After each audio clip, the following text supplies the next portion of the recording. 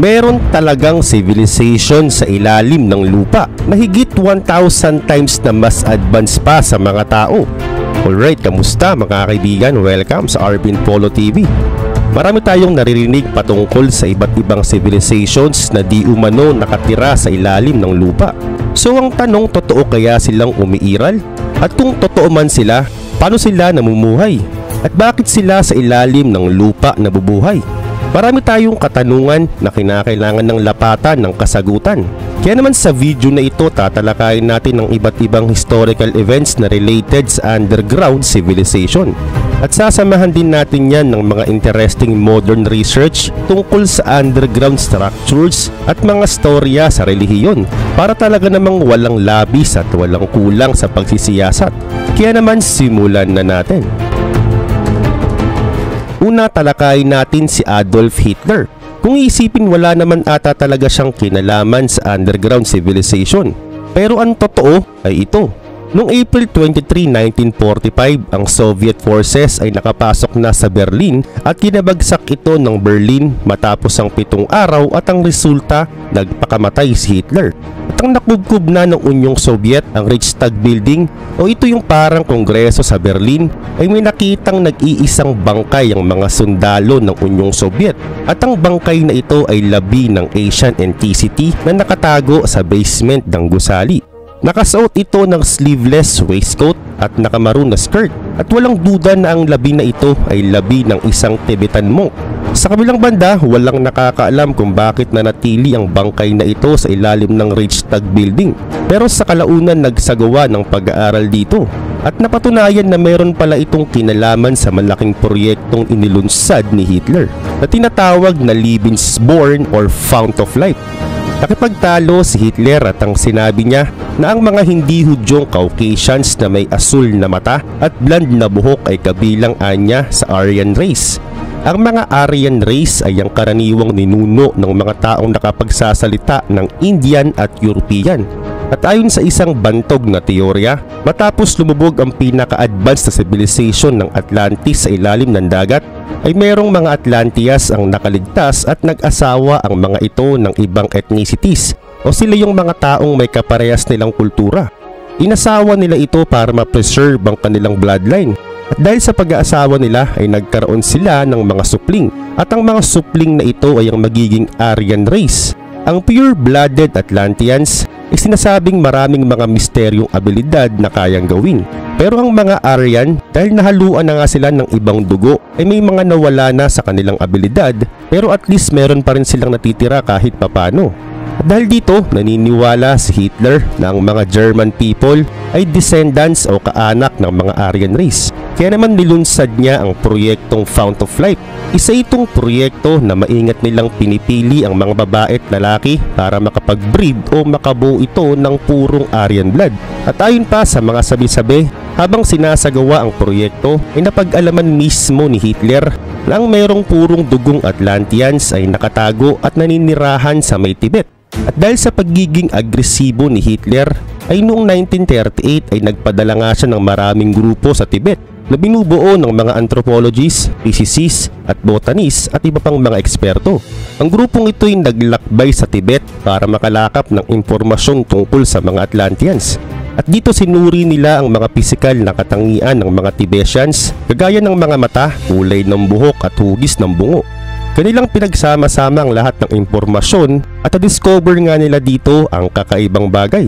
Napag-alaman nila na ang Tibetan Buddhism at ang Bon, isa pang relihiyon sa Tibet, ay naniniwalang meron talagang underground world na tinatawag nila itong Shambhala. At ayon sa kanilang mga legend, ang daanan patungong Shambhala ay makikita sa Mount Kailash sa may western region ng Tibetan Plateau. At ayon pa sa kanila, napakaraming mga advanced race ng mga tao ang nakatira dito. Dagdag pa nga nila, ang lupain ng Shambhala ay may hugis pabilog na mayroong kumikinang na templo sa gitna, kung saan dito nakatira ang pinakapinuno ng templo. At kung pamilyar ka sa Atlantis ay hindi ka na siguro bago dito.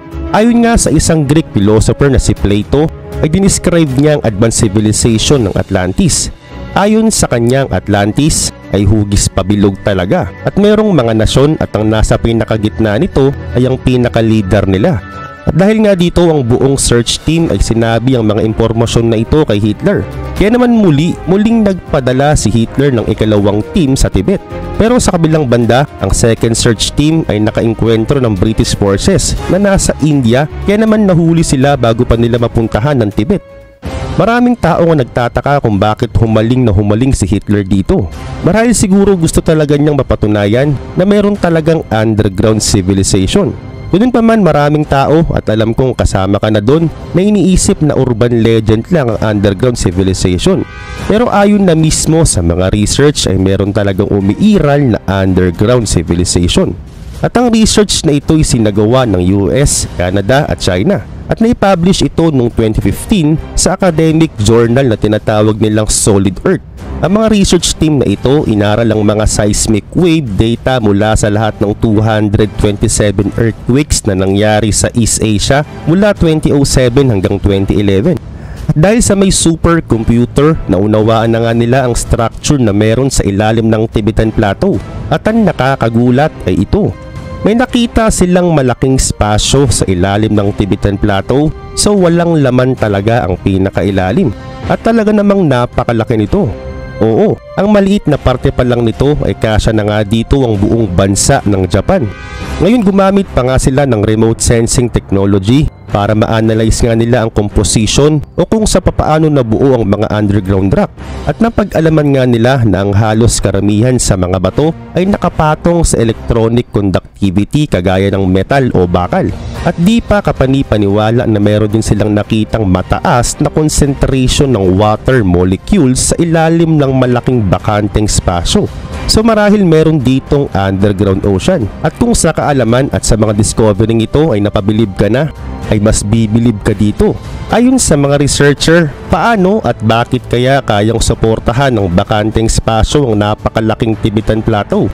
At FYI, ang Himalaya Mountains ay nasa Tibetan Plateau po makikita.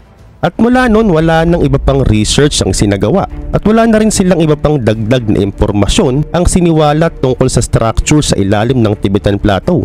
Ganun pa man, sa daming research at ginawa rito ay isa lang talaga ang tiyak o totoo. Meron pong kaugnayan ng Shambhala na sinabi ng mga legend sa may Tibetan at sa dialogue na sinabi ni Plato tungkol sa Atlantis at sa kakaibang curiosity ni Hitler sa Atlantis. Tumugma lahat ng mga hinala at sinabi nila sa mga research na sinagawa nila sa ilalim ng Tibetan Plateau. So ngayon, ayon sa mga dalubhasa, maaring hindi na maging urban legend pa ang underground civilization dahil marami nang nagpapatunay na talagang totoo talaga ito. Ngayon, ito ang mapa. Ito ang palaging tinitignan kung underground world ang pinag-uusapan. Makikita mo ang Shambhala dito at marami din ditong entrance para makapasok. Ang pinakamalaking entrance ay nasa South Pole at North Pole at konektado nga ito sa isa pang nangyaring insidente. Noong 1947, ng US Navy ay nagsagawa ng large-scale project sa may South Pole na tinawag nilang Operation High Jump. Pinangunahan ni Rear Admiral Richard E. Byrd ang proyekto. Isa siyang sikat na explorer ng mga panahong yun. At noong 1996, 40 years matapos siyang mamatay, ay nakadiskubre ang mga kamag-anakan ni Byrd ng isang diary na siya mismo ang sumulat. At nakapaloob dito ang nangyari sa kanyang kakaibang insidente. Ang sabi sa may sulat habang binabaybay niya ang South Pole during Operation High Jump ay may na-encounter siyang dalawang lumilipad na bagay. Dinala siya nito sa sinasabing underground world at nagulat siya nang may nakita siyang kagubatan, ilog at miski mga bayan sa ilalim ng lupa. At dito nakausap niya ang isang matangkad na blonde na Caucasian at iniisip niya na sa underground nga ito nakatira. Kaya naman matapos niya itong kausapin, muli siyang bumalik sa itaas ng South Pole at agad niya itong inireport sa kanyang mga senior officials. At pagka-report niya, sinabihan siya ng kanyang mga seniors na confidential lang mga ito at nilutusan siyang wag nang ipagsasabi ito kahit na kanino. At bagamat sinasabi nila na urban legend din ng sulat, ay talaga namang may kakaibang bagay pa sa may South Pole. Tignan mo ito. Merong mga parte sa mundo na blurry o nagiging blanco sa Google Map o kahit pa sa Google Earth. Ginawa itong blur para maitago ang mga military facilities. Pero nakapagtataka, meron ding mga blur sa may South Pole. Wala naman ditong mga military facilities. Ngayon, kung totoo man talagang merong advanced civilization na umiiral sa ilalim ng lupa, ay bakit hindi ito kausapin ng mga tao? At bakit kaya sila sa ilalim nabubuhay? So ito ang sagot. Base sa mga legend at sa diary ni Bard, merong source ng init sa ilalim na kaparehas ng init at liwanag na binibigay sa atin ng araw. At malamang isa itong artificial sun na ginawa gamit ang nuclear fusion technology. At take note, Type 1 civilization lang ang kayang gumawa ng artificial sun gamit ang nuclear fusion. At ang underground civilization ay malamang master na nga nilang paggamit nito. At malamang din halos 3,000 years ang kanilang advance ng teknolohiya kumpara sa atin. So bakit nga ba dito diskubrihin na lang ng mga tao? Ang sagot, hinahayaan na lang siguro silang mamuhay ng payapa. Dahil tandaan, marami ring mga tribo sa mundo ang hinahayaan na lang ng gobyernong mamuhay ng payapa. Gaya na nga lang ng tribo ng North Sentinel. Wala silang kontak sa ibang tao, sa ibang bansa o miski sa ibang lugar. So kung logic lang din, napakalaki ng advance natin sa mga katutubo. Kaya dapat wala tayong pakialam o hindi dapat sila pinapakailaman sa kanilang mga isla para hindi rin tayo pakialaman. Kaya ganun lang din ang ginagawa sa atin ng mga nasa underground world. Dahil sila ang mas advance, ay di na nga tayo nila ginagambala. Dahil malaki ang magiging impact nito sa sangkatauhan kapag nangialam sila sa atin. So isang bagay lang din talaga ang ayaw nila at ayaw din natin. At ito ang masira ang Earth dahil sa pare-parehas tayo dito nakatira. At ito na ang pinakabahay natin. So ngayon heto pa, mangingialam na nga sila kapag nagkaroon ng nuclear war sa mundo. Bakit? Dahil maapektuhan sila sa ilalim. At isa nga yan sa mga nakasulat sa diary ni Bard na agad naman nilang sinabi sa gobyerno.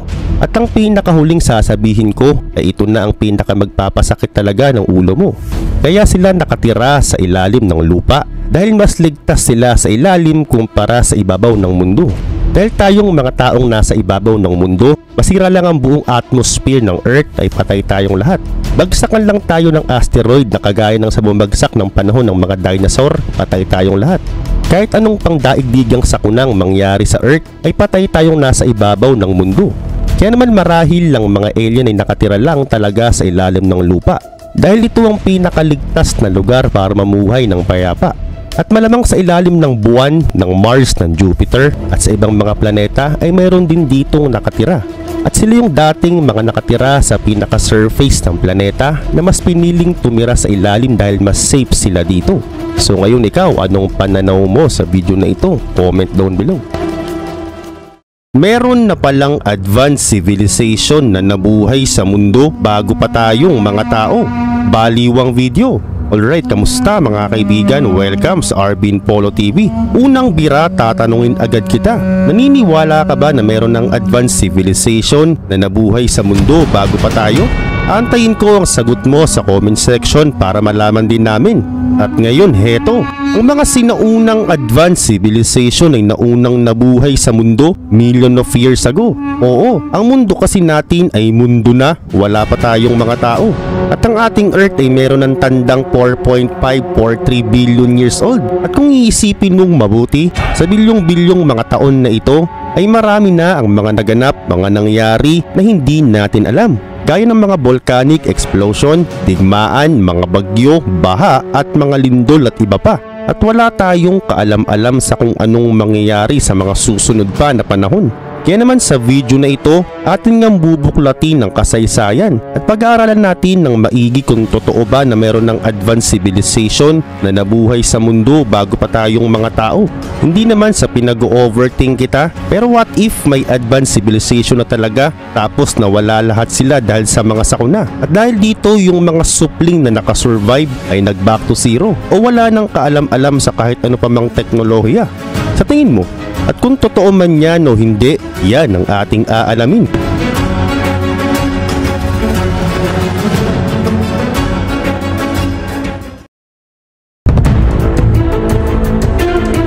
Ang pinakamatandang bagong ebidensyang buhay ay nakita sa Western Australia. Isa itong papirasong bato na may tanda ng 3.5 billion years old. Ginamitan ito ng mga scientifico ng chemical process at nakita nga nila dito ang sinaunang biological fossil. At ito na ang pinakamatandang specimen ng sinaunang buhay.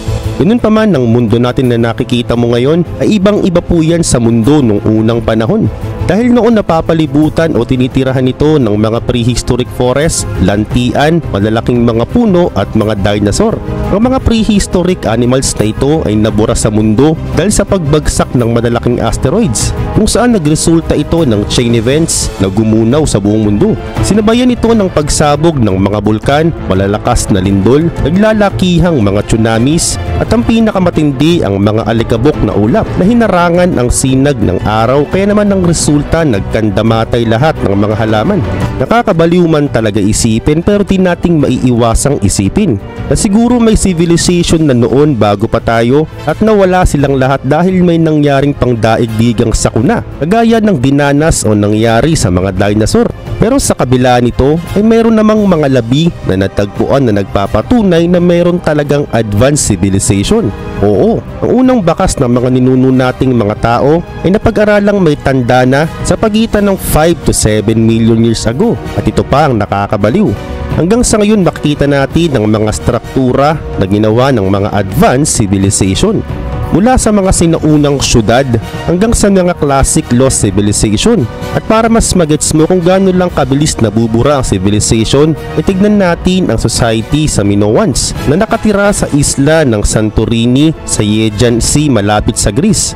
Around 3,600 years ago ay naglaho o nawala lahat sila dahil sa malawakang volcanic eruption. Ang syudad nila ay naglaho dahil tinabunan ito ng mga abo. At sa kabila pa nga nito, tignan din natin ang Mayan civilization, kung saan sila ay napakahusay na sa pagsusulat at sa mga matematika. At ang nakakagulat pa, ang civilization na ito ay meron ng world calendar. At dahil sa climate change at iba't ibang digmaan ay nasira na ang dating isa sa pinakamagandang civilization sa mundo. At ngayon heto naman ng Indus Valley Civilization, kung saan tinirahan ito ng halos 5 milyong katao at napaka-advance nila.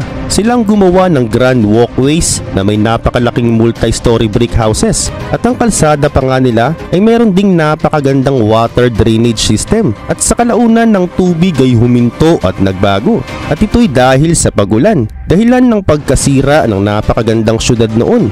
At dahil dito dahan-dahan na itong inabandona ng mga nakatira dito. At bukod pa dyan, ito pa ang isa sa matagal ng pinagtatalunan. Marahil hindi pa ito nakikita o nakita na nga talaga, ang The Lost City of Atlantis, kung saan narito ang mga half-god, half-human na nakatira.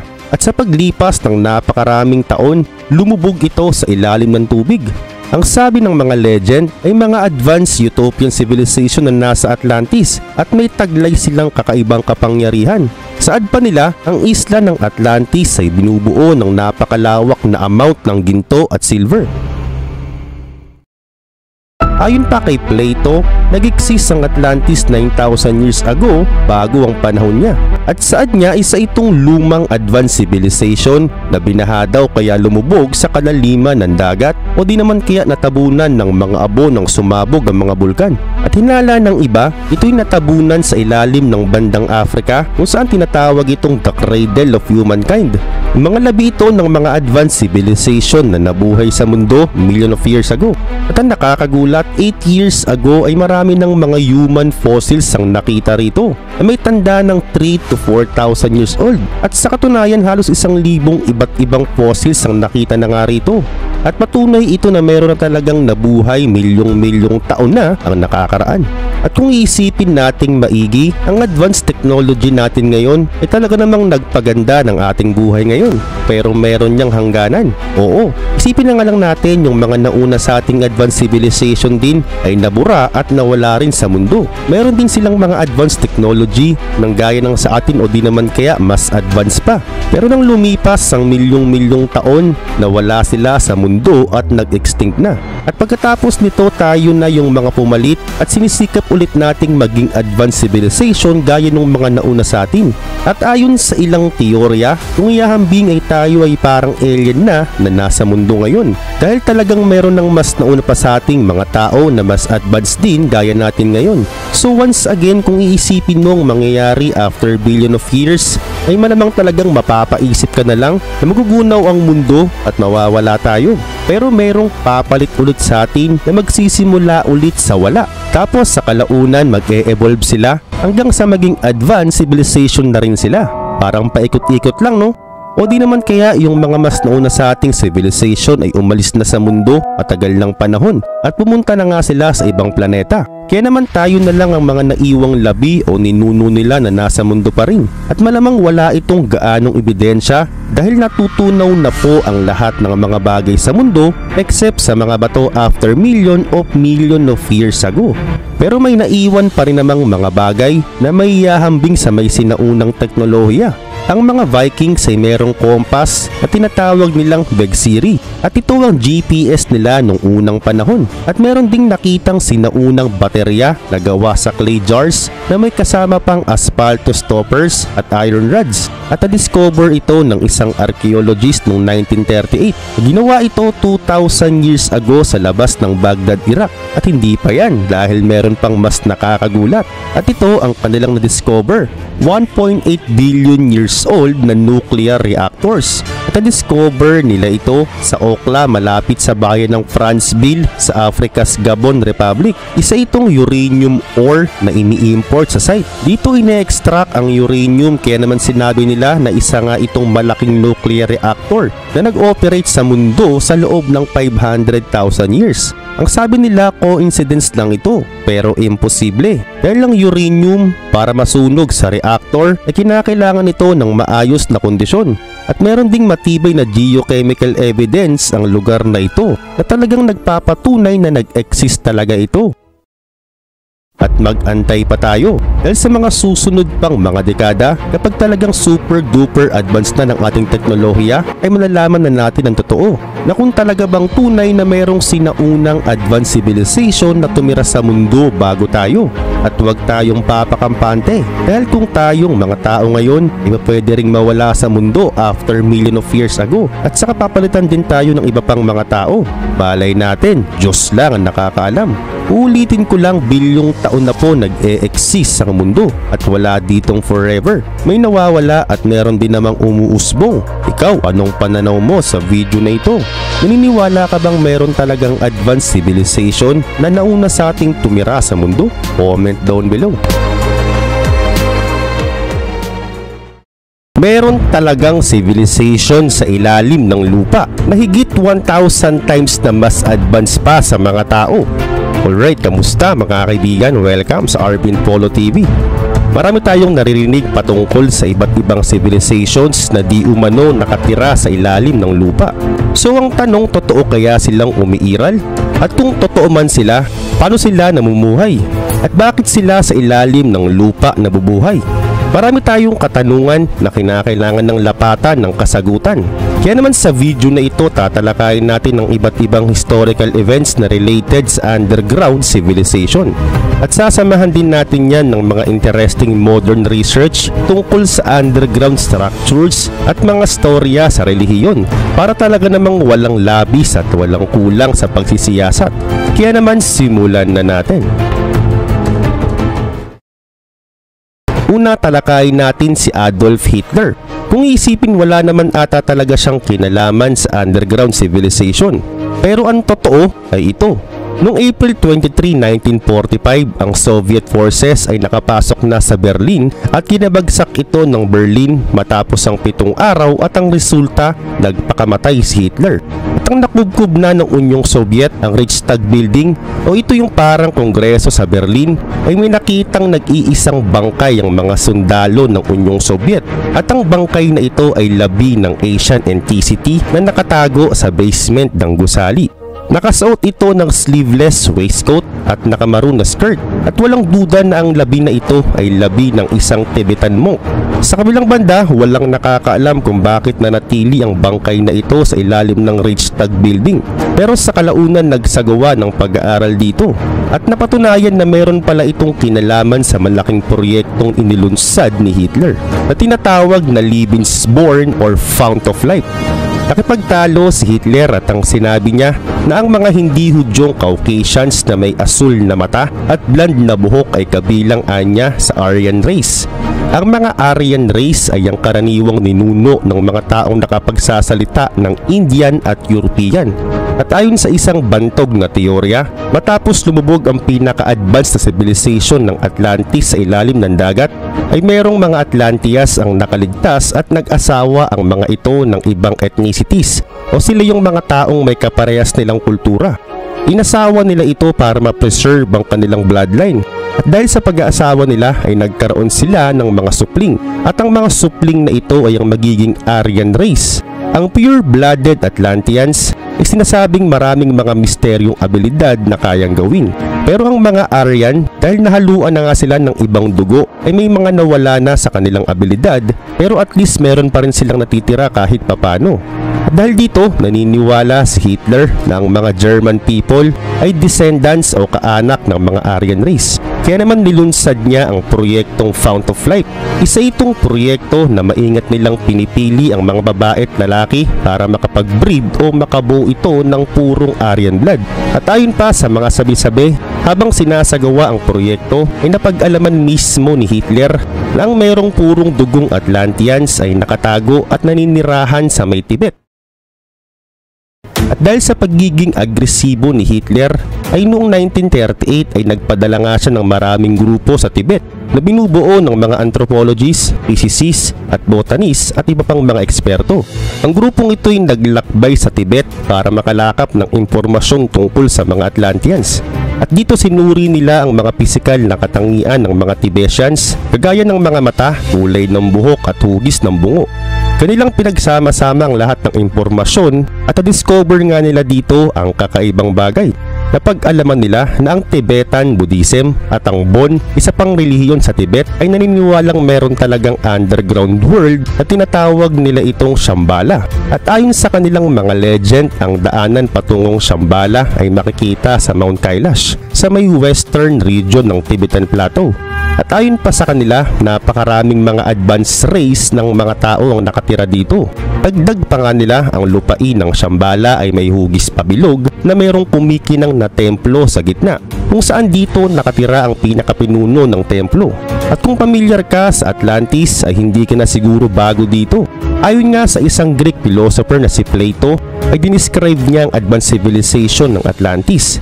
Ayon sa kanyang Atlantis ay hugis pabilog talaga at merong mga nasyon at ang nasa pinakagitna nito ay ang pinaka-leader nila. At dahil nga dito ang buong search team ay sinabi ang mga impormasyon na ito kay Hitler. Kaya naman muling nagpadala si Hitler ng ikalawang team sa Tibet. Pero sa kabilang banda, ang second search team ay nakainkwentro ng British forces na nasa India, kaya naman nahuli sila bago pa nila mapuntahan ng Tibet. Maraming tao ang nagtataka kung bakit humaling na humaling si Hitler dito. Marahil siguro gusto talaga niyang mapatunayan na mayroon talagang underground civilization. Ganun pa man, maraming tao, at alam kong kasama ka na doon, na iniisip na urban legend lang ang underground civilization. Pero ayon na mismo sa mga research ay meron talagang umiiral na underground civilization. At ang research na ito ay sinagawa ng US, Canada at China. At naipublish ito noong 2015 sa academic journal na tinatawag nilang Solid Earth. Ang mga research team na ito inaral ang mga seismic wave data mula sa lahat ng 227 earthquakes na nangyari sa East Asia mula 2007 hanggang 2011. At dahil sa may supercomputer, naunawaan na nga nila ang structure na meron sa ilalim ng Tibetan Plateau. At ang nakakagulat ay ito. May nakita silang malaking spasyo sa ilalim ng Tibetan Plateau, so walang laman talaga ang pinakailalim. At talaga namang napakalaki nito. Oo, ang maliit na parte pa lang nito ay kasya na nga dito ang buong bansa ng Japan. Ngayon gumamit pa nga sila ng remote sensing technology para ma-analyze nga nila ang composition o kung sa papaano nabuo ang mga underground rock. At napag-alaman nga nila na ang halos karamihan sa mga bato ay nakapatong sa electronic conductivity kagaya ng metal o bakal. At di pa kapani-paniwala na meron din silang nakitang mataas na concentration ng water molecules sa ilalim ng malaking bakanteng spasyo. So marahil meron ditong underground ocean. At kung sa kaalaman at sa mga discovering ito ay napabilib ka na, ay mas bibilib ka dito. Ayon sa mga researcher, paano at bakit kaya kayang suportahan ng bakanteng spasyo ang napakalaking Tibetan Plateau? At FYI, ang Himalaya Mountains ay nasa Tibetan Plateau po makikita. At mula noon wala nang iba pang research ang sinagawa at wala na rin silang iba pang dagdag na impormasyon ang siniwalat tungkol sa structure sa ilalim ng Tibetan Plateau. Ganun pa man sa daming research at ginawa rito ay isa lang talaga ang tiyak o totoo. Meron pong kaugnayan ng Shambhala na sinabi ng mga legend sa may Tibetan at sa dialogue na sinabi ni Plato tungkol sa Atlantis at sa kakaibang curiosity ni Hitler sa Atlantis.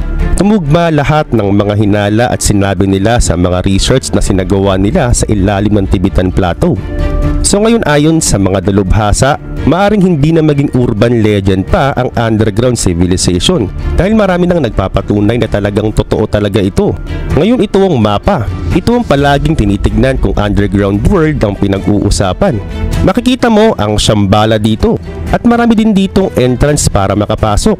Ang pinakamalaking entrance ay nasa South Pole at North Pole at konektado nga ito sa isa pang nangyaring insidente. Noong 1947 ng US Navy ay nagsagawa ng large-scale project sa may South Pole na tinawag nilang Operation High Jump. Pinangunahan ni Rear Admiral Richard E. Byrd ang proyekto. Isa siyang sikat na explorer noong mga panahong yun. At noong 1996, 40 years matapos siyang mamatay, ay nakadiskubre ang mga kamag-anakan ni Byrd ng isang diary na siya mismo ang sumulat at nakapaloob dito ang nangyari sa kanyang kakaibang insidente. Ang sabi sa may sulat habang binabaybay niya ang South Pole during Operation High Jump ay may na-encounter siyang dalawang lumilipad na bagay. Dinala siya nito sa sinasabing underground world at nagulat siya nang may nakita siyang kagubatan, ilog at miski mga bayan sa ilalim ng lupa.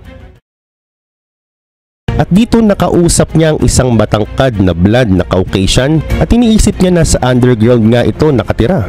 Kaya naman matapos niya itong kausapin, muli siyang bumalik sa itaas ng South Pole at agad niya itong inireport sa kanyang mga senior officials.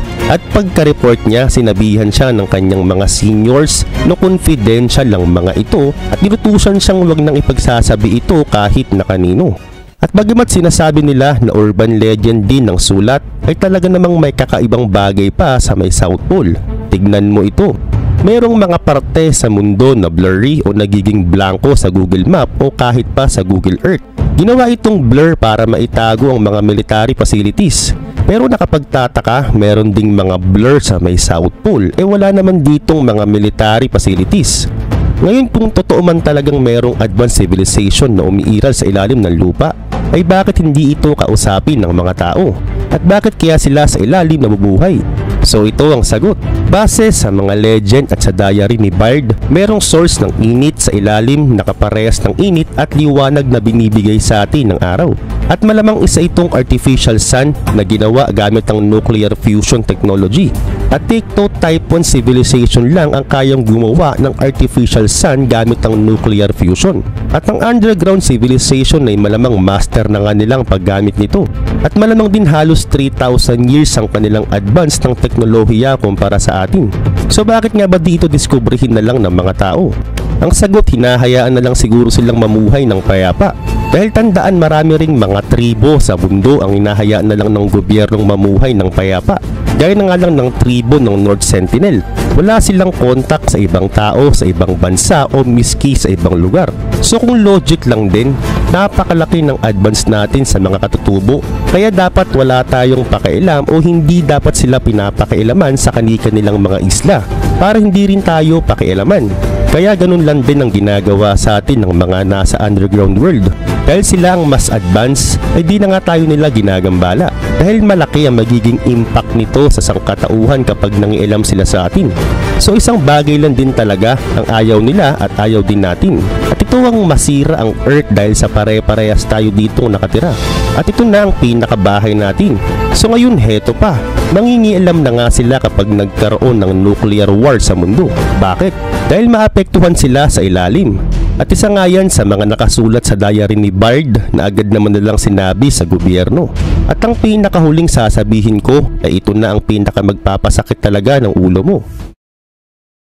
Kaya sila nakatira sa ilalim ng lupa dahil mas ligtas sila sa ilalim kumpara sa ibabaw ng mundo. Dahil tayong mga taong nasa ibabaw ng mundo, masira lang ang buong atmosphere ng Earth ay patay tayong lahat. Bagsakan lang tayo ng asteroid na kagaya ng sa bumagsak ng panahon ng mga dinosaur, patay tayong lahat. Kahit anong pangdaigdigang sakunang mangyari sa Earth ay patay tayong nasa ibabaw ng mundo. Kaya naman marahil lang mga alien ay nakatira lang talaga sa ilalim ng lupa. Dahil ito ang pinakaligtas na lugar para mamuhay ng payapa. At malamang sa ilalim ng buwan, ng Mars, ng Jupiter at sa ibang mga planeta ay mayroon din ditong nakatira. At sila yung dating mga nakatira sa pinaka-surface ng planeta na mas piniling tumira sa ilalim dahil mas safe sila dito. So ngayon ikaw, anong pananaw mo sa video na ito? Comment down below.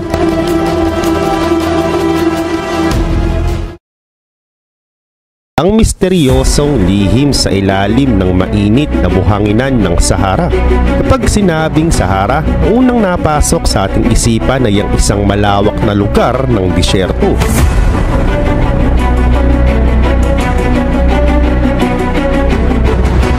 Narito ang mga kamelyo na pinapastol ng mga tao.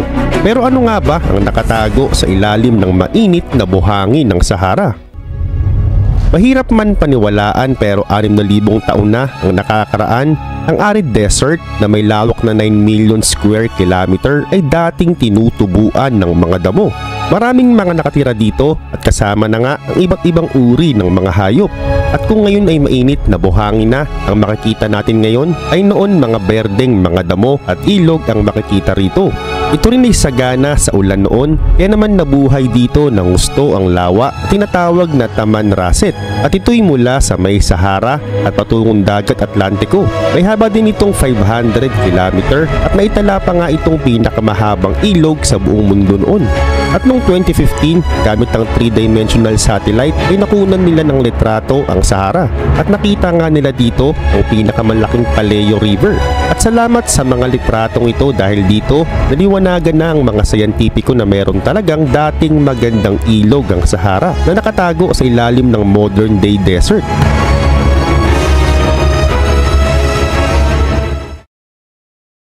Sa may Central Africa naman ay mayroon din ditong lawa na tinatawag namang Lake Megachad.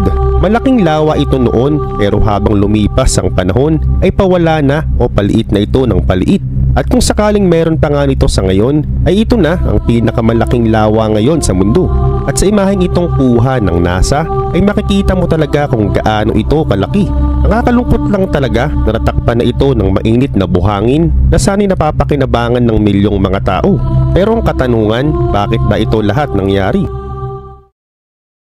Ang mga sayantipiko ay maraming explanation ukol dito. Halimbawa, ayon sa isang environmentalist at archaeologist na si David Wright, ang mga hayop ang pinakadahilan ng climate change. Ang mga tupa, baka, kambing ay pinagkakain ng mga halaman.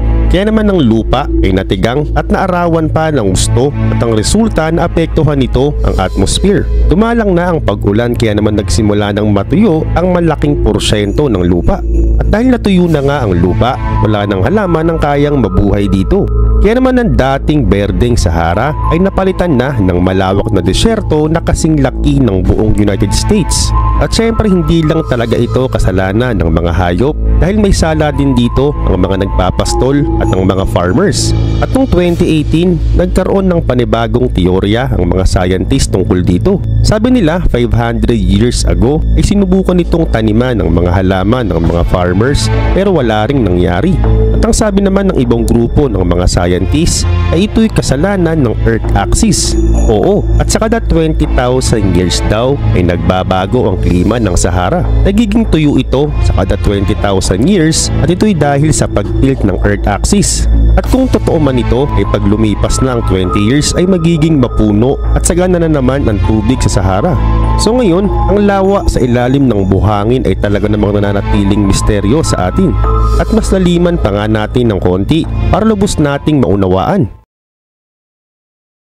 Noong unang panahon, sa panahon ng Mesozoic era, Ang malaking bahagi ng dagat na ito ay pinaghiwalay ang sinaunang kontinente na Gondwana at Laurisia. At ang resulta, ang tubig ay umatras at pag-atras ng tubig naghiwa-hiwalay ang lahat ng mga kontinente. Gumalaw din ng mga plates kaya naman nabago talaga ang buong mundo. At matapos nito, nagmistulang sementeryo ng mga hayop ang ibabaw ng disyerto. Nakita rito ang mga labi ng mga sinaunang balyena at sa ngayon tinatawag na ang lugar na ito na Wadi El Hitan. At sa Arabic, ang ibig sabihin nito ay Valley of the Whale. At ginulantang nito ang mga siyentipiko noong 20th century dahil nakita nga nila dito ang sinaunang balyena na Basilosaurus sa mismong disyerto. At nakita nga rin nila dito ang mga fossils ng iba pang mga sinaunang isda, ahas, pagong, buhaya at manatees. At sa una, naisip nila na may naglagay nito dito pero nagkamali sila. May iba pang sekreto ang mainit na buhangin ng Sahara. Bilang mga sinaunang balyena ang dating tumira dito, kundi miskin mga dinosaur ay dati ring nanatili dito. At ang isa pa sa pinakamalaking dinosaur noon ay nakita rin nila dito. Ito ang mga buto ng sauropod at ang suriin ng fossils nila na patunayang may haba itong 32 meters at may timbang naman na aabot ng 60 tons. At noong 2018 naman sa ilalim ng malawak na disyerto ay nakita naman nila dito ang sinaunang buto ng dinosaur na hindi pa nila nakikilala. Ngunit pa man ang isa pa sa misteryosong nakatago sa may Sahara Desert ay makikita sa Mauritania. Isa itong kakaibang geological formation. At kapag nasa may space ka, dun mo lang ito makikita ng maayos. Tinatawag nila itong Eye of the Sahara. Ito'y binubuo ng malalaking parang singsing at may sukat itong 50 km. Naging sikat ito ng kanilang na-discover noong 1965 at mula noon di na ito tinigilan pa ng mga dalubhasa. Pilit nilang inaalam kung bakit at saan ito nanggaling. Kung mula ito sa mga meteorites ay nasaan ang pinaka-crater at bakit wala itong iniwan na bakas. At kung bunganga naman ito ng bulkan na namatay ay bakit wala ditong nakitang mga bato ng bulkan. Kaya naman pinaghihinalaan na pinaglandingan daw ito ng mga UFO o di naman kaya ito ang lokasyon ng Atlantis. Ang sabi pa ng iba, ito raw ay resulta ng pagguho. Pero kung iisipin, walang pagguho ang makakalikha ng ganitong klaseng ring. Ganun pa man ang Eye of the Sahara ay nanatili pa ring misteryo hanggang ngayon sa mga tao. Tahimik lang ang Sahara Desert pero nasa ilalim nito ang mga dating syudad, mga dating tinitirahan ng mga tao. At dahan-dahan na nga itong didiscover ng satellite at mga archaeologists. Dati ritong merong nabubuhay, dati rin itong may mga hayop na nakatira at sagana noon ito sa mga halaman at isda. Pero noon yun at hindi na ngayon. Dahil ang Sahara sa ngayon ay masasabi talagang wala ng buhay. Natuklasan sa Antarctica ang isang advanced civilization. Welcome back sa Arvin Polo TV channel. Ang Step Pyramids, o ito yung may mga baitang na pyramids, ay paboritong design talaga ng mga sinaunang builders. Mukhang gawa sila ng isang advanced na sibilisasyon, pero magkakaiba ang lokasyon ng mga templo na ito. Ang Chichen Itza nasa Mexico, ang Pyramid of Djoser nasa Egypt, at ang Koker Sanctuary nasa Cambodia. Sabi ng mga textbooks, itong mga magkakatulad na step pyramids ay ginawa ng iba't ibang primitive na lipunan nang magkakahiwalay sa isa't isa. Pero ang nakapagtataka, halos magkakapareho ang itsura ng istruktura nila at libu-libong taon ang pagitan nila, at ang nakakagulat pa ay nasa iba-ibang panig pa sila ng mundo. Kung iisipin na kung gawa sila ng parehong sinaunang advanced na sibilisasyon, ibig sabihin madali na lang silang makatawid ng dagat. At ang ganitong teknolohiya ay kagaya na ng teknolohiya ngayong 20th century. Sa katunayan, maraming gusali pa ang hindi maipaliwanag ng mga siyentista. Sa US may kakaibang human-made hill sa Ohio at ito yung Great Serpent Mound. Hindi pa sigurado ang mga eksperto sa edad ng complex na ito na may habang 440 meters. Pero ayon sa ilang bersyon, ito daw ay itinayo ng Fourth Ancient Culture mga 1000 CE, pero nakakapagduda pa rin. Si Graham Hancock, isang British na journalist, ay nag-conduct ng ibang pag-aaral. Malapit sa Serpent Mound, may nakita siyang complex ng sinaunang libingan na konektado sa Adena culture na mas matanda ng 1,500 years kaysa sa Fourth Ancient. Pero ang pinaka hindi pa kapanipaniwala, yung Serpent Mound ay nakatayo sa ridge ng isang sinaunang crater ng meteorite. At nung suriin ito, nalaman na may bumagsak talaga ditong bulalakaw na naganap mga 125 years ago at dahil sa malakas na impact dito noon ay may malakas na magnetic anomaly pa dito ang naiwan kaya naman nagloloko ang mga kompas sa lugar na yon. At ang nakakagulat pa ang mga surveyor na ginagamit na pangtukoy kung tama ang cardinal point sa Serpent Mound ay nagamit lang 100 taon pa lang ang nakalipas. Samantalang yung sinaunang tao ay nasukat at natukoy na ito ilang libong taon na ang nakararaan ng walang espesyal na kagamitan. At heto pa, meron pa silang nagawang mas matindi pa. Yung ulo ng ahas ay eksaktong nakahanay sa paglubog ng araw tuwing summer ng solstice. At yung mga curve ng mound ay parang nagsisilbi din itong astronomical na kalendaryo. At ayon sa ilang bersyon, ito daw ay itinayo ng mga tao na marunong lang gumawa ng mga kubo at maghasa ng spear para sa pangangaso. Paano nila ito ginawa? Hindi kaya may kakaibang nilalang ang gumawa sa kanila nito? Pwede nating sabihing pwede. Lalo na't may nakita tayong mga bakas ng mga hindi kilalang ancient civilization sa iba't ibang sulok ng mundo na nakagagawa ng extraordinary infrastructures. Noong una, hindi masyadong binigyang pansin ng mga siyentista ang Göbekli Tepe Temple Complex sa Turkey na medyo sira na.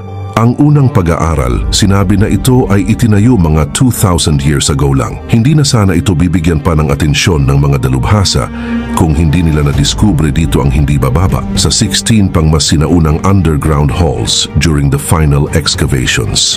Kaya naman dahil dito, mas ginanahan sila.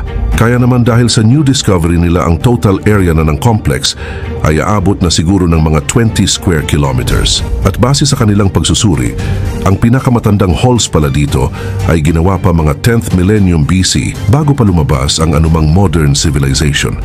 Iniisip ng mga siyentista na noon mga mangangaso pa ang namumuhay sa Earth. Pero paano at ano kaya ang nag-udyok sa kanila na para gumawa ng monumento ng Göbekli Tepe? Sa katunayan, wala pang malinaw na paliwanag ang science dito. Hindi kaya ang ating mga ninuno ay binigyan ng isang kakayahan ng kakaibang nilalang para magawa ito.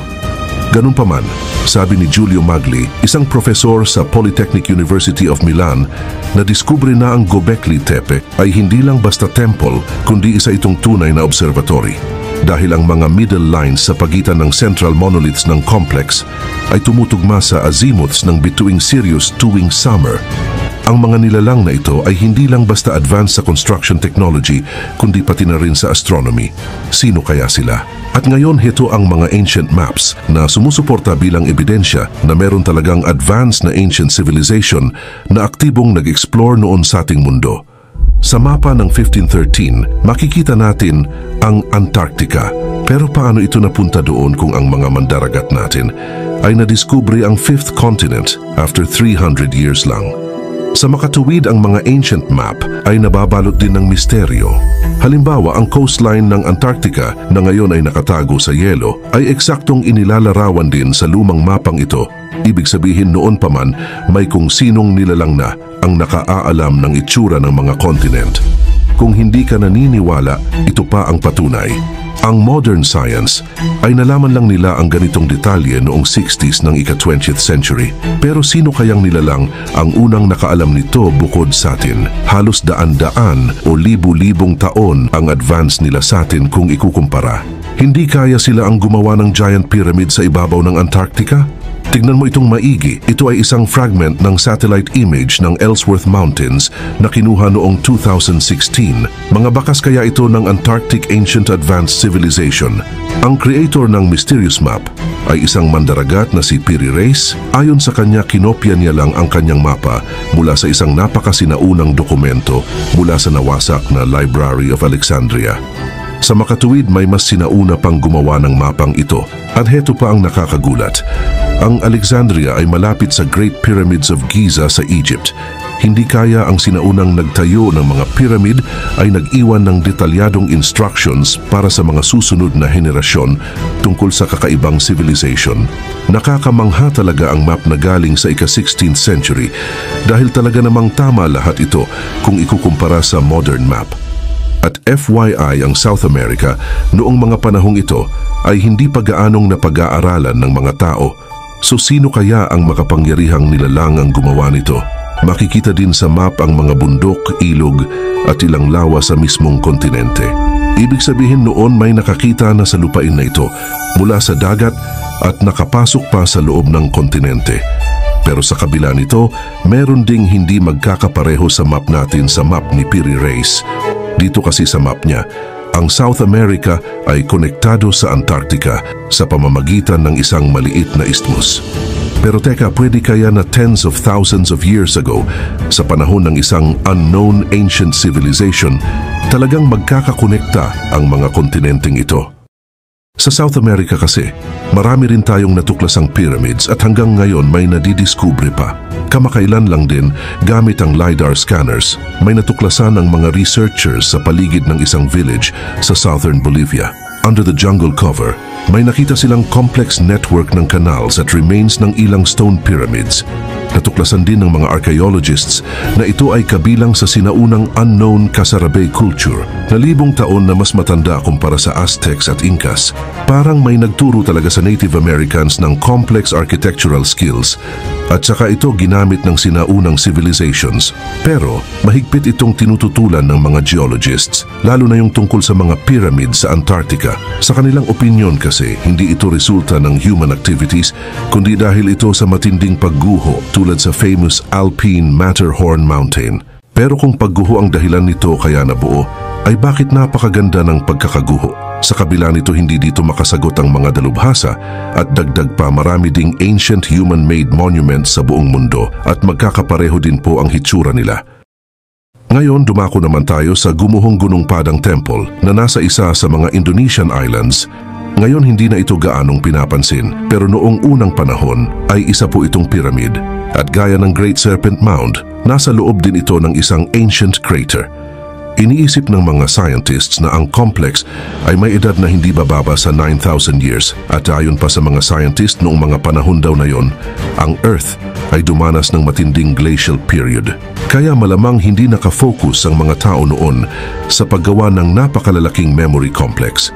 Pero kung talagang Ice Age noong mga panahong yon at mahirap gumawa ng mga complex, ay bakit marami pa ding nakikitang sinaunang struktura na kaedad ng Gunung Padang sa iba't ibang bahagi ng mundo? Kaya malamang meron talagang advanced civilization noon pa man na patuloy sa paglalakbay sa mundo para gumawa ng mga pyramids. At hindi lang po sa Egypt natagpuan ang mga ito, kundi sa lahat ng sulok ng mundo. Ito ang Prasad Baksay Chamkrong Temple sa Cambodia. At ito ang Monte Dacodi Sanctuary sa Northwest Sardinia, Italy. At lahat ng mga buildings na ito ay may pagkakahalintulad sa iba't ibang pyramid na tinayo sa iba't ibang sulok ng mundo.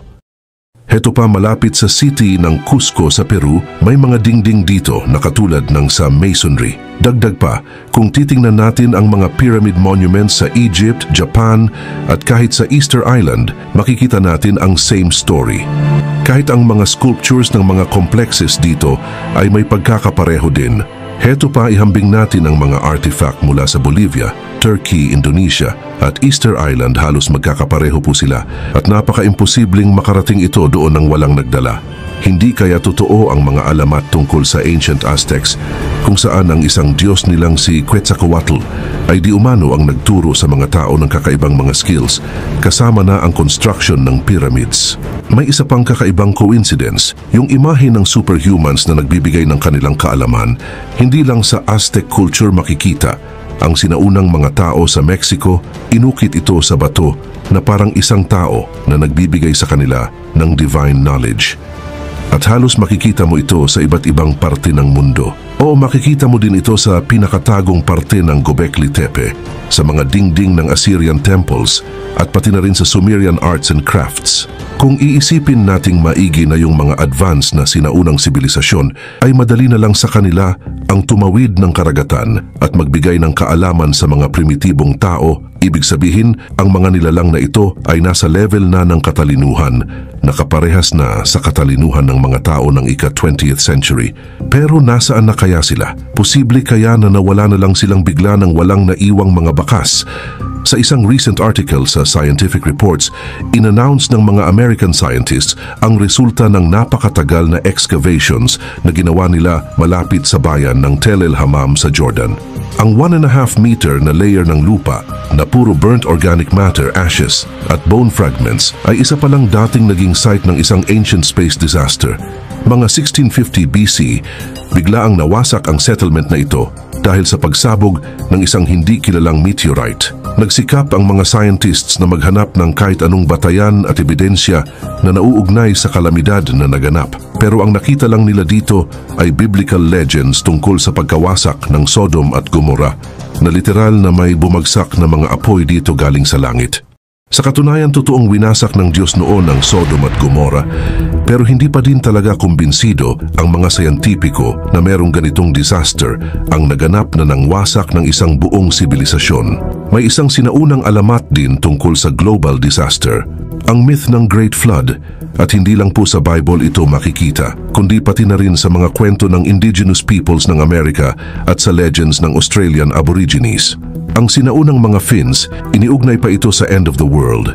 Kung talagang global ang flood na ito, kahit isang advanced na sinaunang sibilisasyon ay hindi makakaligtas. May mga data na nagpapakita na mga 13 to 15,000 years ago, nakaranas ang ating Earth ng tinatawag na cataclysmic theory.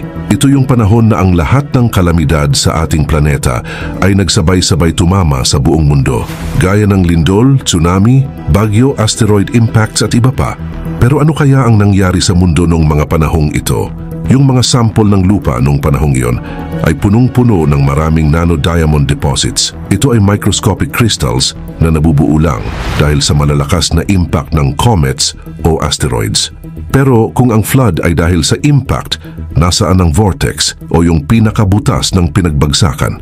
Ayon kay Richard Firestone, isang analytical chemist sa Lawrence Berkeley National Laboratory sa California, natagpuan na karamihan sa mga nanodiamonds ay nakita sa lupain ng North America. Pero noon, ang buong territory ng modern Canada ay natatakpan ng makakapal na ice crust. At kung tumama nga ang comet dito, ay matutunaw ang malaking bahagi ng yelo at pwede nga itong makalikha ng napakalaking alon at bilang resulta, nagdulot ito ng pandaigdigang baha. Pero hindi pa din sigurado na nawasak lahat ang buong sibilisasyon ng mga tao ng sabay-sabay. Siguro may mga nakaligtas pa din. Ang ilang survivors ayon sa teorya ay nanirahan sa iba't ibang parte ng planeta para subukang ibalik ang dating ganda ng kanilang pamumuhay. Tapos may kung sinong nilalang ang tumulong sa kanila para ibalik muli ang kanilang kaalaman, at dahil sa tulong ng mga nilalang na ito ay naitayo nila ang Göbekli Tepe, ang pinakamisteryosong komunidad noon na umiral 11,000 years ago na ang nakakalipas. At ngayon bibigyan kita ng isipin, sa tingin mo ba ay meron ng naunang civilization sa atin tapos nilipol lang lahat at nang nawala na silang lahat ay mga struktura na lang nila ang natira? Tapos gumawa ulit ng panibagong tao at nagsimula ulit sila sa sinaunang buhay at ng high technology na sila ay lilipulin sila ulit. Tapos gagawa ulit ng new generations at magsisimula ulit sila sa wala. Parang paikot-ikot lang kumbaga. Sa tingin mo? Sa katunayan parang totoo ito dahil may natagpo ang sinaunang lungsod malapit sa Bahamas at ito ang Bimini Underwater Road. Sinasabi na ito ang kalsada papuntang Atlantis. Ito ay binubuo ng 700 meters na maayos na inilatag na mga limestone blocks. Ang true origin ng structure ay hindi pa din natin alam at hindi pa din ito kayang ipaliwanag ng mga sayantipiko. Pero ang tanong, saan kaya papunta ang malaking road na ito? Posible kaya na noong unang panahon, bago ang Great Flood, mas mababa ang ocean level at ang ancient na sibilisasyon ay naglagay ng mga highways na pumapalibot sa halos buong planeta. At dahil dito, madali lang makapunta ang mga tao noon sa iba't ibang continents mula sa Antarctica. At speaking of Antarctica, noon po ay hindi pa ito natatakpan ng yelo tulad ng ipinapakita sa ancient map.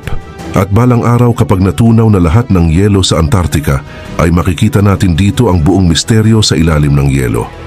Sa kabila nito, kung ang unknown ancient civilization ay sobrang advanced talaga, ay syempre dapat gumagamit na sila ng mga glass at plastic. At FYI, aabutin ng mga 15 million years bago ito mabulok, so dapat kung gumagamit na sila ng plastic at glass, ay dapat madidiscover natin ito ngayon sa ating mundo. O kaya naman, baka iniisip ng mga advanced civilization noon na walang silbi ang plastic at glass dahil alam nilang makakasira ito sa ating mundo. Sa madaling salita, ang sibilisasyon nila noon ay purong organic kaya walang naiwang mga bakas.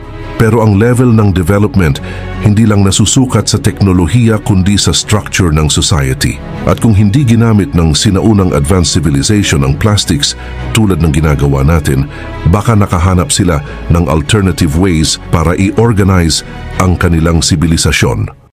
Si David Graeber, isang American anthropologist na nag-aral ng iba't ibang istruktura ng sinaunang lipunan ng tao. Sabi niya, hindi lahat ng sinaunang lipunan ay primitive. Halimbawa, sa unang level ng ating sibilisasyon, may mga tribo na nagpapalit-palit ng tungkulin. O minsan mga alipin sila at minsan naman ay mataas ang katungkulan nila. At nagpapalit-palit din sila hindi lang ng katayuan kundi pati din gamit at miski pangalan. Tapos babalik sa normal ulit. Sa kanyang libro na The Dawn of Everything, inilarawan niya ang mga sinaunang tribo ay binubuo ng mga taong hindi sumusunod sa hierarchies o sa katayuan ng bawat isa. At baka ang ganitong kakaibang prinsipyo ang nakatulong sa isang unknown ancient civilization na mabilis na umunlad gamit ang mga teknolohiya na hindi natin agad napapansin. Sa ngayon, mahirap nga naman talaga paniwalaan kung walang matibay na batayan. Hanggang sa ngayon, wala pang nakikitang patunay na talaga may umiral na super advanced civilization sa ating mundo.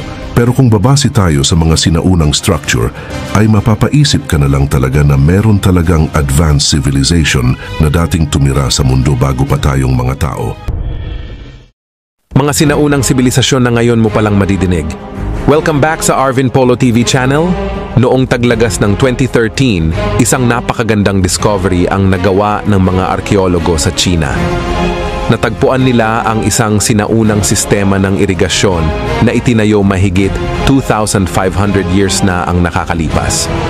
Ang kakaibang bahagi nito ay nag-uugnay sa 50 magkakaibang lokalidad na lubos na kakaiba ang laki para sa mga sinaunang tao noon. Subalit ang mas nakapagtataka ay hindi pa rin alam ng mga siyentipiko kung sino ang tunay na nagtayo ng sistema na ito. Ang natuklasang ito ay nagdulot ng malalim na tanong tungkol sa pangkaraniwang paniniwala na ang sinaunang kultura ng China ay napaka-advanced na pala noong unang panahon pa lang. Isa itong senyales na noong mga panahong iyon, mayroon ng isang mataas na antas ng lipunan sa rehiyon na ito. At bukod pa dyan, mahalaga din nating malaman na bukod sa mga kilalang Sumerians at sinaunang Egyptians, libu-libong taon na ang nakalilipas, ang ating planeta ay naging tahanan din ng iba't ibang misteryosong mga kabihasnan. Kaya naman sa video na ito, malalaman natin kung anong kabihasnan sa Timog Amerika ang nagpasimula sa kahangahangang mga sibilisasyon tulad ng Aztec at Inca. Paano ang isang grupo ng mga tao noon ay nagtagumpay na nalaman ang teknolohiya libong taon bago natutunan ng modern civilization. At ang pinakamahalagang tanong, ano ang mga nakatagong lihim sa mga sinaunang tao na hindi pa rin maipaliwanag ng modernong siyensya? Kaya naman simulan na natin.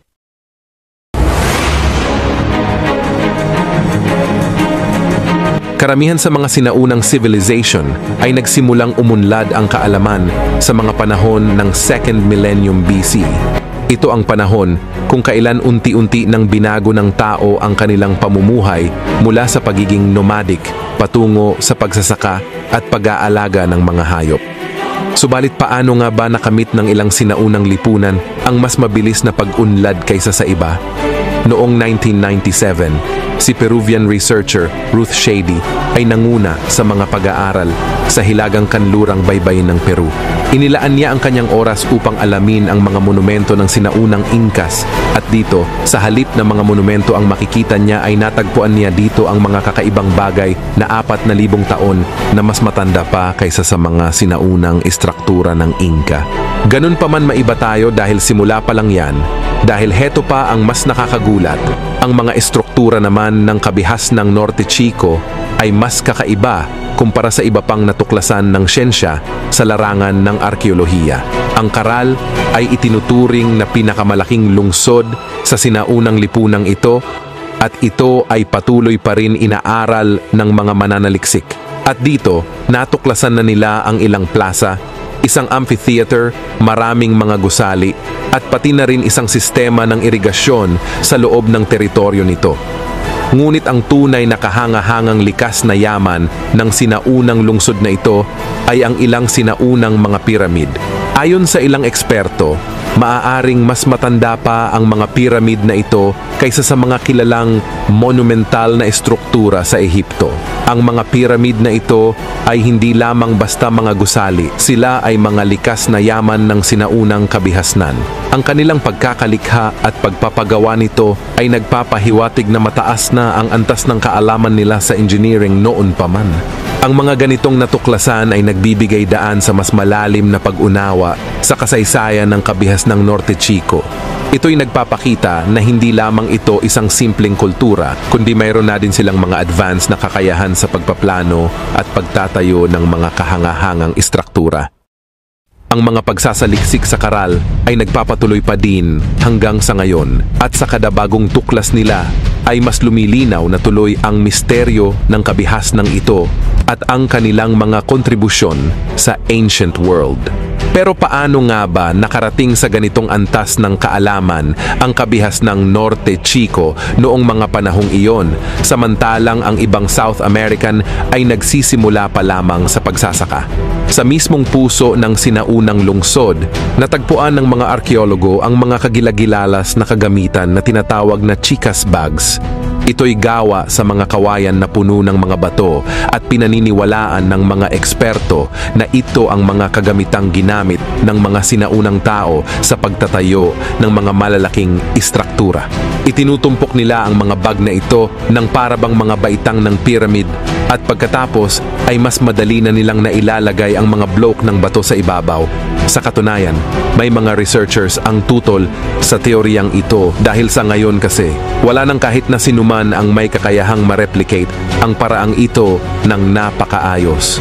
Bukod pa riyan, hindi rin natagpuan ng mga arkeologo ang anumang bakas ng pottery o pagsusulat sa teritoryong kinatatayuan ng Norte Chico. Ayon kay Ruth Shady, maaaring mayroong dalawang paliwanag para dito. Una, maaaring ang karal at iba pang sinaunang lungsod sa rehiyong ito ay maaaring itinayo noong panahon ng pre-ceramic.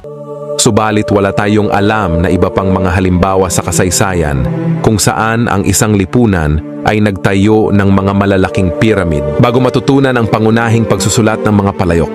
Kahit pa ang mga sinaunang Egyptians ay kinailangan ng centuries of practice bago nila magawa ang mga kilalang istruktura sa Giza. Ayon sa isa pang teorya, maaaring hindi nag-iwan ang mga taga-Norte Chico ng anumang primitibong artifact dahil sobrang advanced nila para gumawa lang ng simpleng palayok noong panahong itinayo ang karal. Maari kaya na time traveler ang gumawa nito? O kaya alien? Sa tingin mo?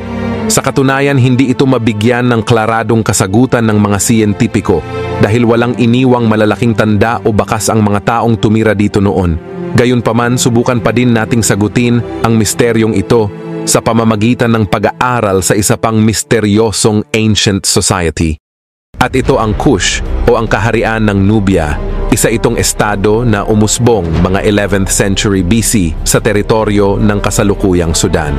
Maliit lang ito na estado pero ang nakakagulat noon ay marami na po silang mga advanced na kaalaman tungkol sa iba't ibang bagay. Alam na ng mga Nubian ang teknolohiya noon sa pagtatayo ng mga kilalang piramid at gumawa pa nga sila ng piramid sa kanilang sariling lupain. Ang mga piramid ng Nubian ay kilala sa kanilang mahabang hugis at kadalasang mas maliit kaysa sa mga piramid ng Egypt. At dito, nagtagumpay din ang mga tao sa Kush na itayo ang halos 300 na mga monumento. Kaya't kung nais mong makakita ng mga piramid, hindi lang po sa Egypt meron nito, kundi meron din sa Sudan. Gayunpaman, ang pinakanakakakilabot pa sa lahat ay ang monumental complex ng Meroe. Simula pa lamang ng kanilang pag-iral, marami ng misteryo ang nakatago dito. Ayon sa sinaunang Griyegong historiador na si Diodorus Siculus, may isang pagkakataon na inutusan ng mga pari na pro-Egyptian ang Nubian ruler na si Aramin II na magpakamatay. Sa kanilang paniniwala, iyon ang tadhana niyang nasusulat sa mga bituin. Subalit hindi sinunod ni Aramin ang kanilang payo at sa halip ay nag-utos na sila'y ipapatay. Pagkatapos nito, nagdesisyon ang pinuno na ilipat ang kapital ng kaharian ng Kush na mas malayo sa Egypt at dahil dito nabuo ang lungsod ng Meroe. Gayunpaman, may ilang mga eksperto din ang merong pag-aalinlangan sa alamat na ito sapagkat bagamat mas maliit ang mga piramid ng Nubian kaysa sa mga Egyptian, ang pagtatayo ng ganoong dami ng mga istruktura noong sinaunang panahon ay halos imposible na maliban na lang kung mayroong napakalakas na teknolohiya na natutunan ang mga sinaunang tao. Sa katunayan, totoo po na may ilang mga lipunan na tila may super advanced technology na noong unang panahon. Sanay tayo na isipin na ang sangkatauhan ay nagsimula pa lang noon bago dumating ang ating panahon. Ngunit may mga sinaunang hiwaga pa rin talaga sa sangkatauhan. Sa kalagitnaan ng 20th century, naging mainit na lugar para sa pagmimina, para sa mga mahahalagang metal at mga gem ang Nigeria, kasama ang ilang iba pang mga bansa sa Africa. Sinubukan ng libu-libong negosyante mula sa Europa at Amerika na magbukas ng kanilang sariling minahan doon. Ngunit may isang pinakaswerteng researcher na isang Ingles na negosyante ang nakatuklas ng kakaibang bagay dito. Sa isang lumang kuweba sa Jos Plateau, nakatuklas siya dito ng mga mahalagang mineral. Natagpuan niya din dito ang daan-daang kagamitan mula sa isang di kilalang kabihasnan. Sa huli, natukoy ng mga siyentipiko na ito ay nauugnay sa tinatawag na Nok culture. At ito ay nagpapakita na ang mga sinaunang tao na dito ay alam ng kumuha ng mga bakal mga 3,500 years ago na ang nakakalipas. Tingnan mo ang life-sized na ulo mula sa Nok culture na yari sa bakal. Kahit ngayon, ang ganyang klase ng sining ay napakaganda pa rin. Ngunit para sa mga siyentipiko, ito ay napakahiwaga. Ang teknolohiya sa paggawa nito ay nagpapatunay na ang Nok culture ay ang unang lipunan sa mundo na hindi na dumaan pa sa Stone Age, sa halip tumungo agad sila sa Age of Iron. Bukod pa riyan, karaniwan din noon hindi iniaaksaya ang bakal para sa dekorasyon at mga estatwa. Ito'y karaniwang ginagamit para sa mga sandata at kasangkapan. Pero ang mga miyembro ng Nok culture ay sobrang respetado na ang sining, kaya't handa silang gumamit ng pinakamahuhusay na materyales para dito. Subalit hindi dito nagtatapos ang mga lihim ng kultura na ito. Mas komplikado pa ang kanilang mga terracotta creations. Alam ng mga sinaunang artist na habang pinapainit ang mga porselana figure, nag-e-expand ang mga gas at steam sa loob nito, kaya't nagiging sanhi ito ng mga lamat at iba pang mga depekto. Kaya't ang mga mahuhusay na alagad ng sining noon ay nagdagdag ng mga butas para sa bentilasyon sa kanilang mga estatwa. At hindi lang ito basta dahil sa trip, kundi may artistic na pagkakaayos din. Inilalagay nila ito ng may halong strategy sa mga mata, bibig, ilong at tainga. Ito ay nagbibigay pa ng karagdagang kahulugan sa mga artistic creation. Karamihan sa mga pinakamagagandang life-sized na mga estatwa ay natagpuan hindi sa mga tahanan ng Nok culture, kundi ibinaon sa mga bukas na espasyo sa pagitan ng iba't ibang komunidad. May mga mananaliksik na naniniwala na ito ay maaaring relihiyosong lugar para sa paglalakbay. Pero paano kung kasabay ng Nok culture, may iba pa palang naninirahan doon noong mga panahong iyon na nagturo sa mga sinaunang Afrikano ng ganitong advanced na teknolohiya? Sa tingin mo, gayunman ang Nok culture ay hindi lang sila ang tanging may ganitong kaganapan. Dahil mas nagulat din ang mga siyentipiko sa mga filigree works ng Dong Civilization. Noong gitna ng 19th century, nagpasya ang mga Europeyong archaeologist na suriin ang isa sa mga sementeryo sa lungsod ng Dong Son sa northern Vietnam. At dito natagpuan nila ang mga bangkay na may edad na hindi kukulangin sa 2,000 years old. Pero ang pinakakahanga-hanga sa sinaunang paglibing na ito ay hindi lamang ang edad nito. Dahil ang nakakagulat pa ay ang mga bangkay ay nakalagay sa isang bangka. Tila ang mga sinaunang tao dito ay gumamit ng mga bangka sa halip ng mga kabaong. Bukod pa riyan, ang analysis ng kahoy ng bangka ay nagpapakita na ito ay talagang ginamit para sa paglalayag. At dagdag pa, Kasama din sa nakita ng mga eksperto ang isang koleksyon ng malalaking tambol na yari sa tanso na puno ng mga filigree engravings at mistikal na simbolo. Ang pinakamalaki sa mga likhang ito, ang mga Johnson drums, ay may diametro na 1 metro at 60 sentimetro at may taas na halos 2 metro. Pero paano itinugtog ng mga sinaunang tao ang mga instrumento? May mga eksperto na nagpapalagay na ang mga napakalalaking tambol na ito ay kinakailangan para sa misteryosong mga ritual. Pero ang tanong, sinong mga sinaunang nilalang ang nagturo sa kanila ng ganitong mga bagay? Gayunpaman, hindi pa rito nagtatapos ang mga misteryo. Sa iba't ibang sinaunang kabihasnan, may mga alamat at kwento na nagsasalaysay tungkol sa pag-iral ng mga higante. Ayon sa mga alamat, ang mga higante ay isang beses nang namuhay kasama ang mga tao.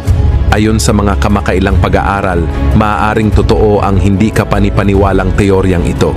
Noong 16th century, isinulat ng Espanyol na monghe at mananaliksik ng Aztec culture na si Andres Tos sa isa sa kanyang mga sulat na ang teritoryo ng Mexico ay noon ay tinitirhan ng mga misteryosong nilalang na tinatawag na Iskmeds na itinuturing ng mga katutubong Amerikano na mga taong matatangkad. Naniniwala ang mananaliksik na ito na ang lahi ng mga higante ang nagtayo ng mga misteryosong monumento tulad ng mga piramid ng Norte Chico. Sa kabila nito, noong 1774, isang magsasaka sa estado ng Virginia sa Estados Unidos ang naglalakad sa tabi ng ilog ng Cheat River.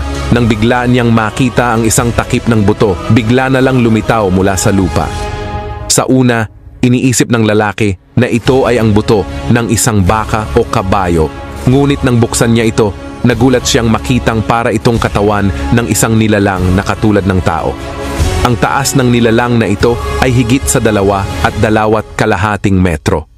At sa mga sumunod na taon, natagpuan ng mga researcher at lokal na tao ang hindi bababa sa 60 pangkatulad na labi ng mga higante sa rehiyong ito.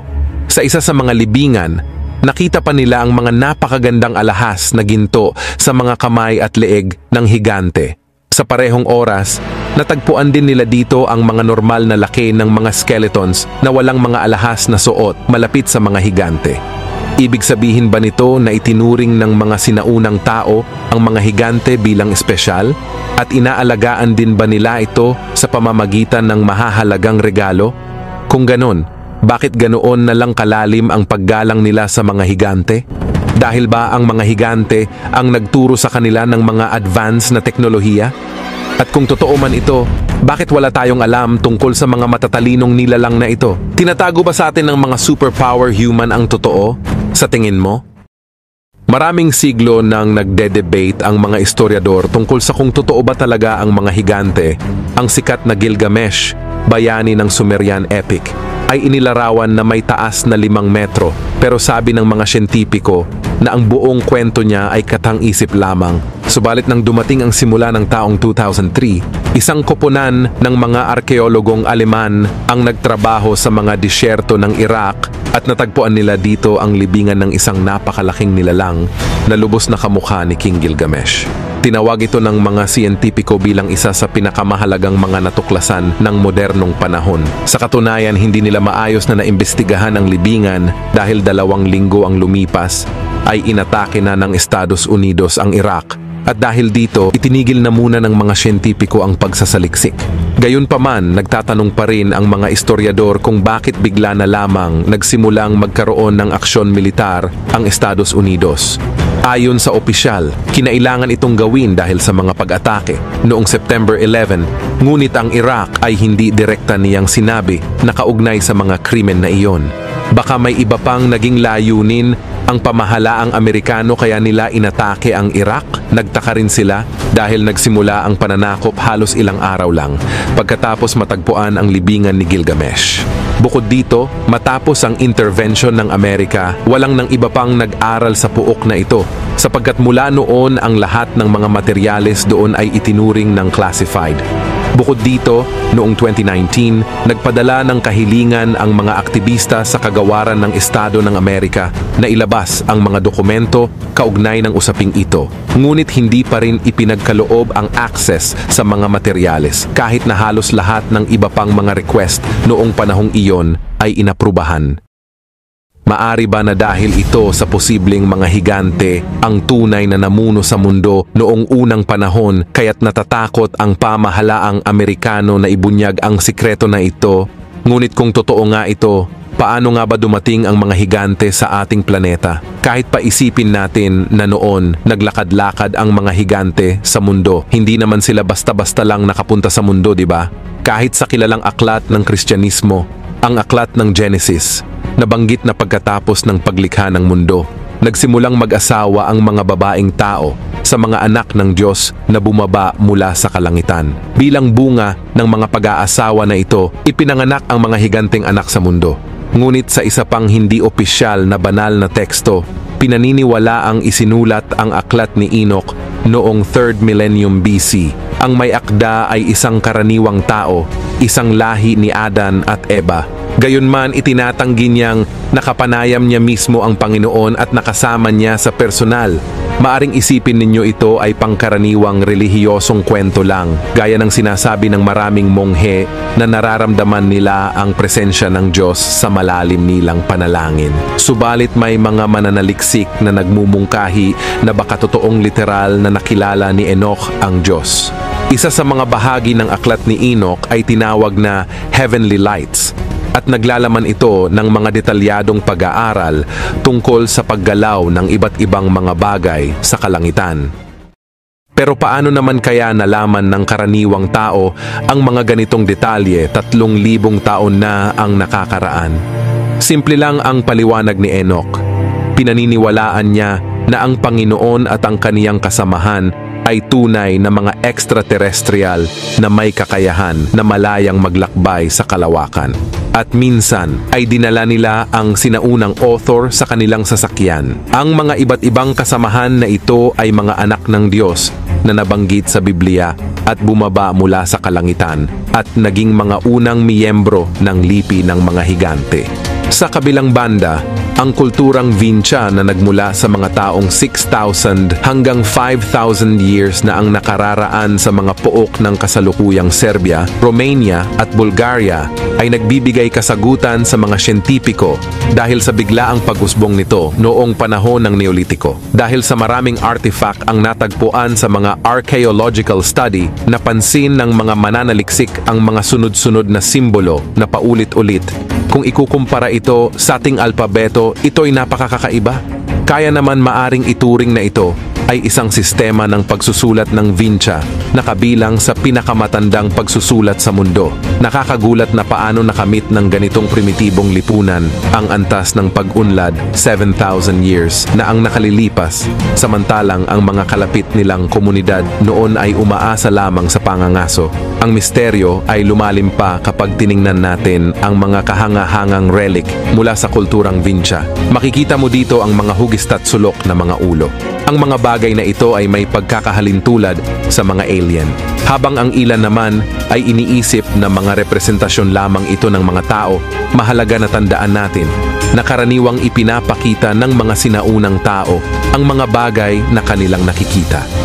Malabo din silang magsinungaling dahil wala silang mapapala dito. Kaya't maaaring ang mga taga-Vinca talaga ay tunay na kinikilala ang kanilang mga alien na Diyos na maaaring naging dahilan ng kanilang mga kamanghamanghang pagunlad.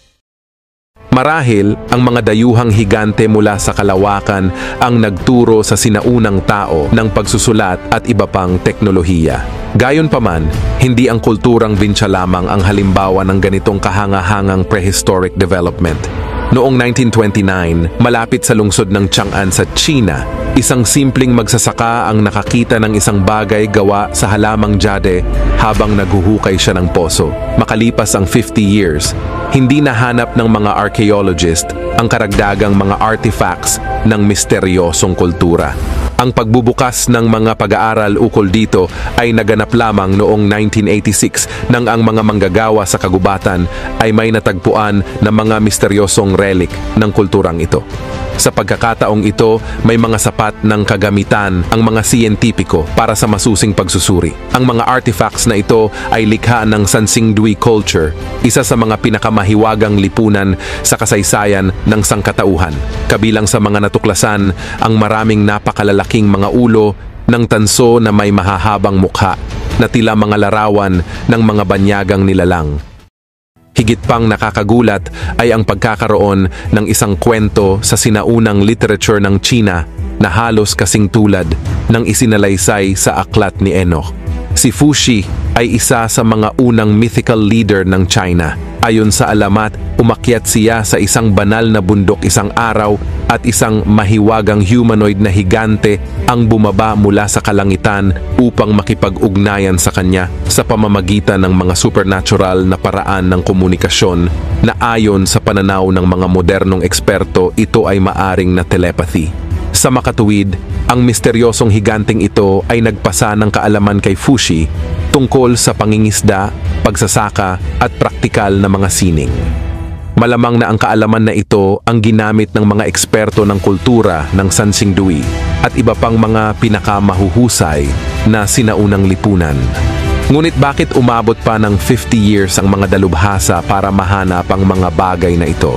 Samantalang nahanap lang ito ng simpleng tao nang walang anumang hirap? Maaaring tinatago kaya ng gobyerno ng Estados Unidos ang mga dokumento tungkol kay Gilgamesh. Sa kabila ng lahat ng mga sinabi ko, medyo nakakaintriga nga naman, pero kahit ano't ano pa man yan, ay isa lang ang masasabi ko. Tanging Diyos Ama lang lahat ang lumikha ng langit at lupa. Siya ang una at huli, wala nang iba.